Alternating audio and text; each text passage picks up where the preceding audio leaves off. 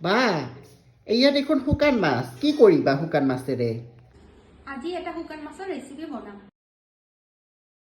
আগত আমি শুকান মাছখিনি ভাজি ল'ম মাছখিনি ফ্ৰাই কৰি ল'লোঁ আলু দিম ইয়াতে আছে জিৰা দালচিনি শুকান জলকীয়া আৰু আদা ইয়াতে গাজৰ কেপচিকাম পিঁয়াজ জলকীয়া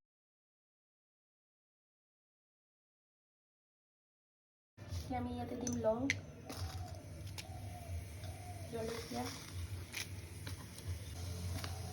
জিৰা